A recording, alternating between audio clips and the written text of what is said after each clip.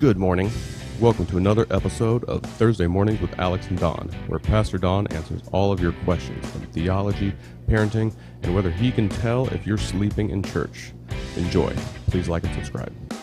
Well, good morning. Good morning. How are you doing? I'm doing great. It's getting to be that harvest time of year, so hard at, replacing different oils and fluids, getting everything ready to go in the combine, tractors and all that stuff I should have done a long time ago. But saw combines in the field on Highway 1. Oh yeah. There's a lot of people there.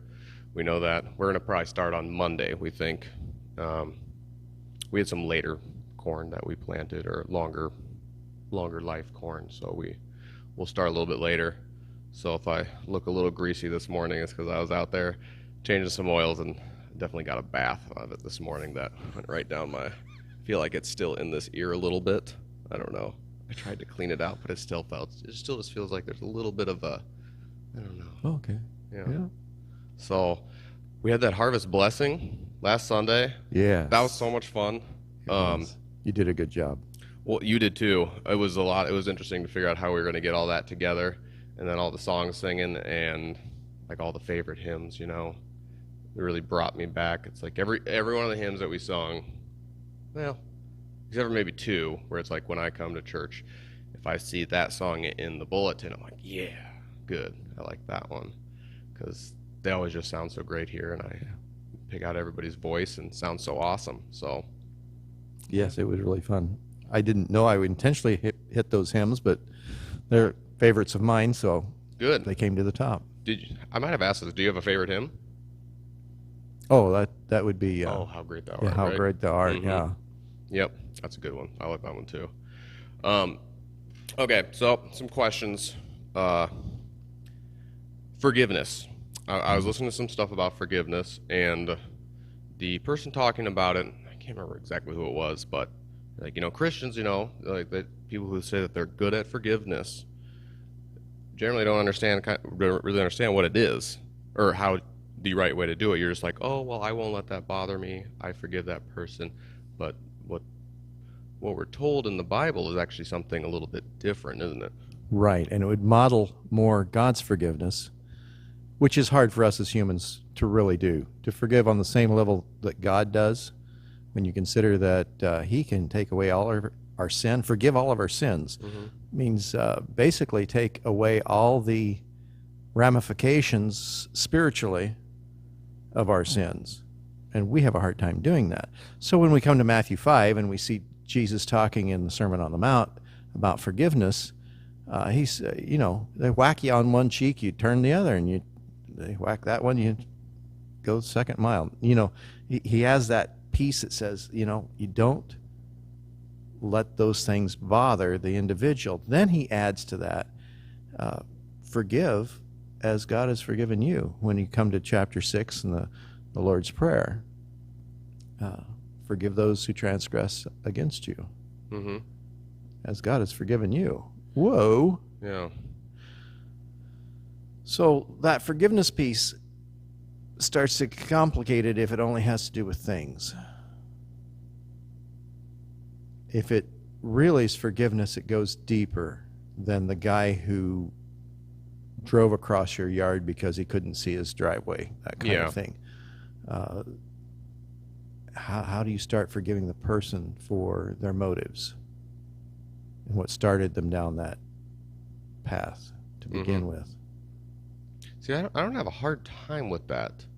And this is kind of what the guy was talking. I think it was Tim Keller. Is that his name? Yeah. I mean, he was just reading from the Bible. And is that it's not necessarily about, there's this added thing, because it doesn't bother me, you could continue to harm and take, and I will still always treat you pretty much exactly the same. Right? I mean, if you tell me that you're going to pay me back 4 times, and it never happens, and then you're coming, you're like, oh, I need to buy a new car now. Can you spot me a couple thousand? Like, dude, from your past, I forgive you for not, paying me back. That's okay, but I don't expect you to pay me back on this one. That's a lot for me to give you. Not saying that I wouldn't do it, but there's I wish I would have remembered where it came from, but there's this special rebuking part that was not something that I fully grasped. Where there is, I mean, is there supposed to be a level of, rebuking that happens? Like, I forgive you, but what you did was wrong. Is that important? Oh, well, we're trying to not let our brother sin or allow our brother to continue to sin. Yeah. So if it's sin related, then yeah, we need to rebuke. And that would be a spiritual process. And so that then involves, so what kind of authority are you moving toward your brother? Yeah. But isn't everything that needs forgiveness sin related? It really is. Yeah. So are you saying that we would have to then rebuke everything that we would need to forgive from someone? Well, let's go to chapter 7. So, because this is part of it. Okay. Do not judge, or you too will be judged, for in the same way you judge others, you will be judged. And the measure you use, it will be measured to you. Here's the piece that I'm trying to get towards, but it needs that prologue. Yeah. Why do you look at the speck of sawdust in your brother's eye and pay no attention to the plank in your own eye? How can you say to your brother, take the speck from your eye, when all the same time you have a plank in your own eye? You hypocrite, first take the plank out of your own eye, and then you will see clearly to remove the speck from your brother's eye. In other words, what Christ is saying, and it's really a solid psychological precept, is the fact that the things that bug us about someone else is likely equally present, maybe even more so in our own lives. So when we start talking about sin between us, then if I notice that you're doing something that I don't like, the first piece that the Christian needs to do is inspect their own lives. Yeah. And say, okay, so I don't like when you do that, Alex, but in reality, I do the same way, maybe a little different, maybe a little different atmosphere, so that when I come to forgive you or work with your sin, Yeah. I've gone through the process of self-analysis and saying, okay, that's also in my life. Yeah. The second piece of what that does, and I believe it's in 1 Corinthians chapter 1, it talks about us going through things in such a way that we can help others with it. And that's the bottom line of our Christian experience is we need to be aware of our own lives in such a way in light of who Christ is, because he's allowed us the perfect example to reflect on, that we then can live into the lives of others. Yeah. And be profitable in it. I mean, not that we profit, but we actually can figure out, hey, I've dealt with this in my life, and Christ helped me be successful. Now I can hear what you're saying. Yeah. I can resonate with your experience. Okay. And then you get farther. So it's not necessarily letting people continue to sin against you and you forgive them each time. There has to be that, for true forgiveness, the way that we're asked for it, or asked to do, is that we have to be able to guide them, or at least have or understand what is it that you are forgiving. Right. And understanding. So like if I always leave my clothes next to the hamper, and I always tell my wife I'm sorry that I'm such a messy person, and she's better at being she's more emotionally developed or emotionally in tune than I am. She's like, I know that you want to just leave it there for me to deal with, but I don't. It makes me feel like this when you constantly don't put your clothes away or put your clothes there, and then I have to take care of it. So she's addressing that, rebuking that, like, you are not caring about my feelings or what I'm doing, and you're continue to just leave your clothes strewn about. Mm-hmm. Yeah. Which I'm not good at that. Yeah. I'm a messy boy. I know that. So I just thought that was interesting because, I've always just gone through life being like, thanks God, I'm really good at forgiveness. It's one of those things that's super easy for me. Why would you let anyone make you mad and torment you internally by harboring this hate or thinking about what they've done to wrong you for so long? Yeah. instead of, but then I always just felt like that rebuking thing is kind of one of those things that turn people away from the church or the Christians, is because they're like, well, that's what you're doing wrong. You're doing this wrong and this wrong. And some people don't, well, no one really likes to look inward like that, do they? But Right. But it does change the conversation Yes. and the tone of how you say it. mm-hmm. Because if you've done the internal work and said, that's present in my own life, I work through that, and then I've got these, okay, I know what it is like to go through addiction because I've worked at addiction. Yeah. And so you know how to talk about it, and you have some sensitivity to it. Yeah. However, if you go at it and says, thou shalt not, Right. then that kind of rebuke really doesn't go very far. Developing that relationship is really important too, so that they know that you're coming at it from a place of love. But sometimes it's not like, how would you do that? Like, you have a close friend, let's say, and there's always this thing that kind of bothers you each time, that there's a situation that happens each time, and you always do forgive them. You never hold it against them. You still want to hang out with them. You have fun with them, but you don't want that to happen anymore. How would you kind of soften something that soften a issue like that? Would you just come out at it cold? Did that make sense? Once I had a parishioner one time that didn't want me to know that he smoked. Okay. He really didn't want me to know. He thought it would affect our relationship, I think. And we were working together at the church one day, and I could tell he was getting that jumpy feeling that you get as when you're addicted to nicotine and not getting it. I said, Floyd, I know you smoke. I love you. Go on out back to church and take care of it.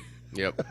Mm-hmm. And we were such dear friends, and it actually, my acknowledging it, I think, allowed us to be closer. Yeah. At the same time, I don't approve of smoking. I don't think it's something we ought to be doing. Mm-mm. But I loved my brother more than his habit. Yeah. Was he ever able to make way with that, or make improvements with that?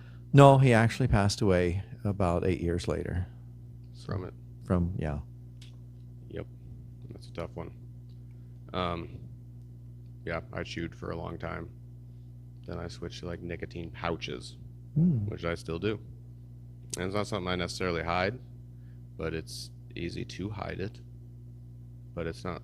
I get that though. I'm ashamed of it. I don't want, you don't want your kids to pick up on these. Like they say, like addiction kind of runs in, genetic stuff. I'm not sure if that's true or not. I mean, it does look like there's a little bit to it, but it could just be that they're picking up on your behavior. It could be, yeah. There's some emotional stakes that are driven in that addiction becomes a crutch, if you will. Mm-hmm. That makes sense. Okay, another question comes from the book of James, right off the bat. Mm-hmm. He writes this letter to the 12 tribes of the dispersion. I was doing a Bible study with some friends Monday night, and we noticed that dispersion is capitalized, and we were kind of wondering what is the origin of that, and what do you know? Well, it's not so much a singular event, although it was, in a way, when the Babylonian exile, the Assyrian exiles came through. They basically, there was no longer the same country of Israel and Judah as there was before that. And basically those kind of events caused people to leave. Okay. That's where that word comes from, right. Dispersion? Before okay. that, it was the littler countries were swallowed up in the bigger, so you ended up with Judah and Israel. Yeah.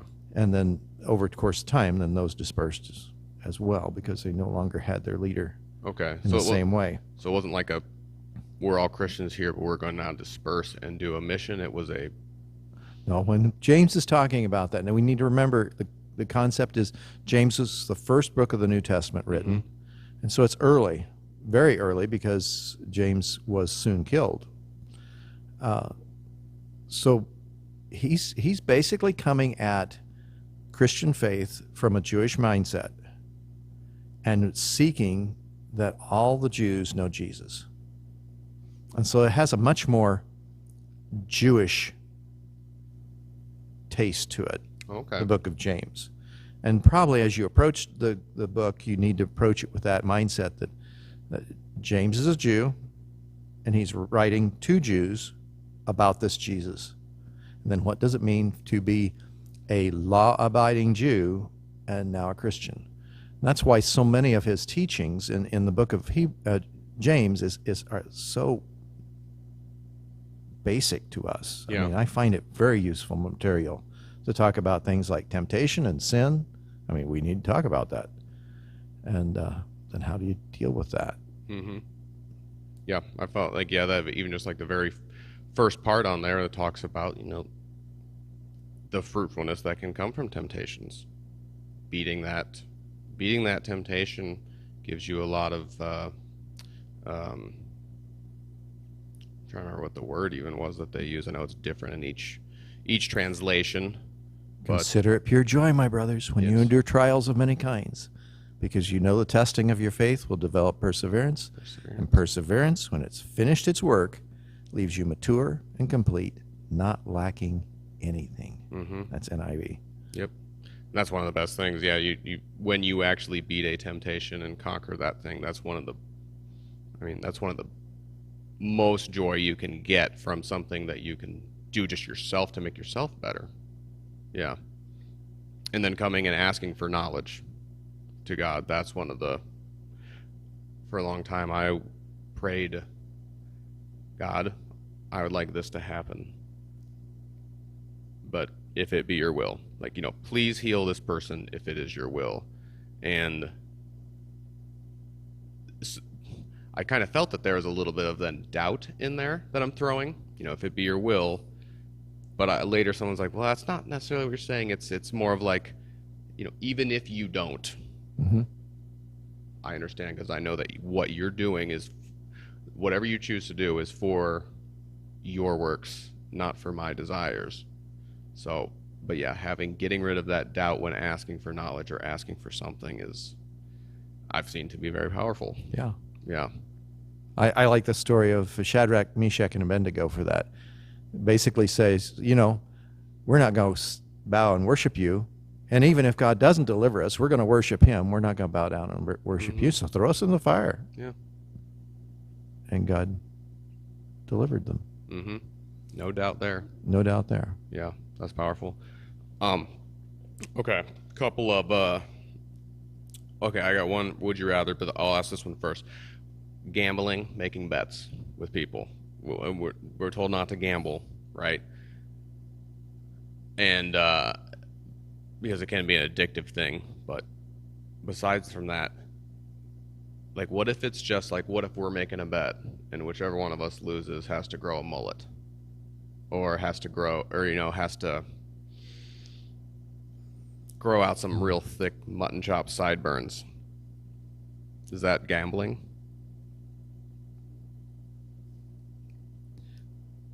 I'm not leading you into a bet. No, I was going to say, where are we headed here, Alex? You say yes. I'm like, okay, good. I bet you. Yeah, we're not going to shave. No, we're not doing that. Not going bald. The wagers have always been a part of who we are as human beings. Where we're always doing some kind of wager, it seems Sure. like. And sometimes we even bargain with God a little bit. Yeah. I don't know whether you end up doing that, but sometimes I say, well, Lord, if I... The thing that